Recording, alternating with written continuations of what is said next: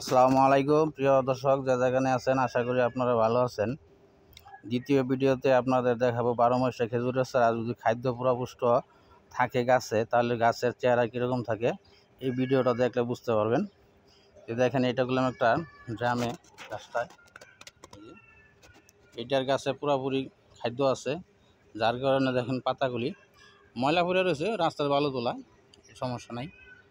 আর পাতাগুলিগুলো অনেক কালো কুচকুচা, আর পাতাগুলিগুলো অনেকটা ফার, প্রত্যেকটা পাতা এগুলো এরকমই দেন ফার কালো কুচকুচ করতেছে। এইটা হচ্ছে গ্রামের ভিতরে। এই ভিডিওটা এই কারণে দেওয়া যে প্রথম যে ভিডিওটা দিলাম, এই ভিডিওটাতে আপনার গাছটা দেখালাম কীরকম, আর এই গাছটাও এখন দেখেন কীরকম, তাহলে বুঝতে পারবেন যে খাদ্যের অভাব হলে গাছে কীরকম হয়।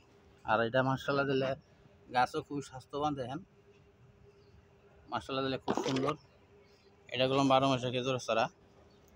আর এখন আপনাদের মাঝে আমি একটা মরিয়ম খেজুরের চারা দেখাবো, খুব সুন্দর চারা। যে বড় গাছটা তো দেখতেছেন, এটা করলাম একটা মরিয়ম খেজুরের চারা।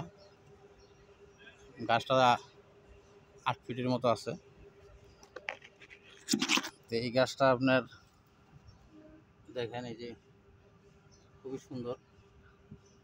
এটা একটা হাফ ড্রামের ভিতরে, ড্রামটা নিচেতে কাটা, মাটিতে বসাই না, মাটির রসটা টাইনা উড়াইতেছে গাছে, যার কারণে গাছটা খুবই সুস্থ সবল। এই গাছগুলি ফল ধরার সময় হয়েছে। এই একটা আছে আজোয়া চারা, এটা গেলাম আজোয়া খেজুরের চারা। এই গাছটার মধ্যে অলরেডি 10টা শাখা চারা আছে, 10 পিস বাচ্চা আছে, অক্সফোর্ড চারা আছে। দেখেন চারাগুলি কাটতে রাখছে অবশ্যই। আমার নার্সারিতে অ্যাভেলেবেল চারা আছে, বড় বড় চারা আছে। আপনাদের যারা চারা খুঁজতেছেন, সারুলিয়া বড় বাঙ্গাইসা বলবেন, এটা হলো ডেমরা থানা। আর ভিডিও নিচে নাম্বার দেওয়া থাকবে, সেই নাম্বার যোগাযোগ করে বিস্তারিত জানবেন যাদের চারার প্রয়োজন। যে যেখানে আছেন ভালো থাকবেন, আল্লাহ হাফেজ।